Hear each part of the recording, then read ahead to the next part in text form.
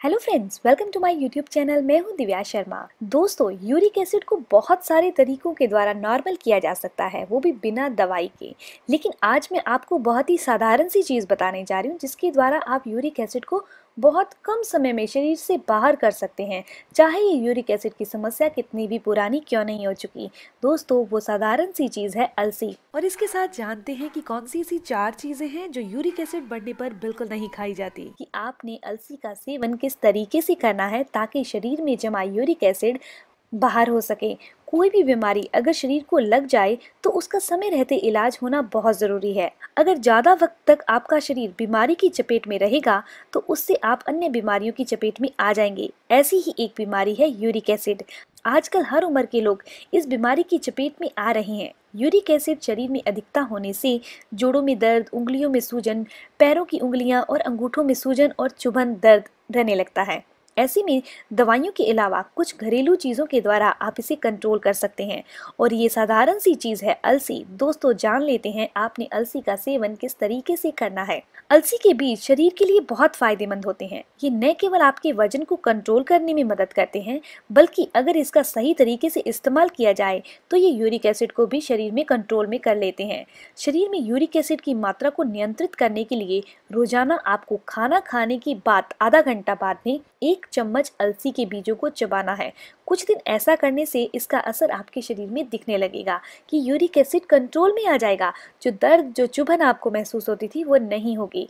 दोस्तों, अलसी के बीज खाने के और भी बहुत सारे फायदे हैं। अलसी के बीजों के अंदर ओमेगा 3 फैटी एसिड होता है। ये धमनियों में जमा कोलेस्ट्रॉल को शरीर से बाहर करता है और हमारे दिल को हेल्दी बनाकर रखता है। इसके अलावा अगर आप अपने वजन को घटाना चाहते हैं तो भी अलसी बहुत फायदेमंद है। अलसी में प्रचुर मात्रा में फाइबर, ओमेगा 3 फैटी एसिड होता है।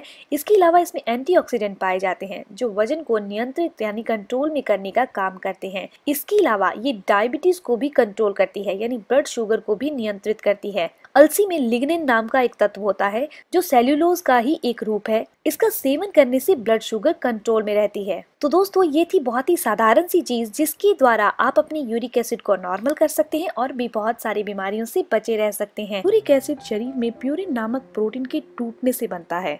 अगर आपके शरीर में यूरिक एसिड की मात्रा बढ़ी हुई है तो कुछ चीजों को खाने से बचना चाहिए। अगर आप इन चीजों को खाने से परहेज नहीं करेंगे तो आपकी ये समस्या बहुत ज्यादा बढ़ जाएगी। तो 4 ऐसी चीजें हैं। सबसे पहली चीज है दही नहीं खाएं। यूरिक एसिड का लेवल शरीर में बड़ा होने पर प्रोटीन का सेवन करने से मना किया जाता है। दही में प्रचुर मात्रा में प्रोटीन होता है जो यूरिक एसिड मरीजों के लिए नुकसानदायक होता है। दही में मौजूद ट्रांस फैट यूरिक एसिड की मात्रा को बढ़ाता है। दूसरी चीज है दाल और चावल। अगर आप यूरिक एसिड लेवल को घटाना चाहते हैं, अगर ये यूरिक एसिड लेवल आपके अंदर बढ़ा हुआ है और आप इससे बहुत परेशान हैं, तो आपको दाल और चावल इन दोनों चीज़ों का सेवन नहीं करना, क्योंकि इन दोनों चीज़ों के अंदर प्रोटीन अच्छी मात्रा में होता है।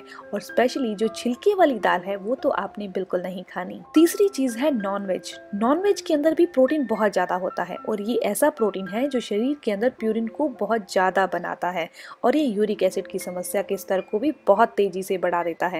तो आपको नॉनवेज बिल्कुल नहीं खाना। लास्ट और चौथी चीज है दोस्तों, यूरिक एसिड को कंट्रोल करने के लिए बहुत सारी चीजों का परहेज किया जाता है, लेकिन आपको एक चीज बता दूं कि कुछ ऐसी चीजें हैं जिनके अंदर प्रोटीन नहीं होता लेकिन वो यूरिक एसिड को बहुत तेजी से बढ़ाती हैं, जैसे कि सोया मिल्क, जंक फूड, चटपटी चीज़ें और बहुत ज़्यादा ऑयली चीज़ें। ऐसी चीज़ों का सेवन आपने नहीं करना जो कि यूरिक एसिड को बढ़ाए। दोस्तों, ये इन्फॉर्मेशन यहीं तक थी। इन 4 चीज़ों को आप अपनी डाइट से निकाल कर यूरिक एसिड को तेज़ी से कम कर सकते हैं।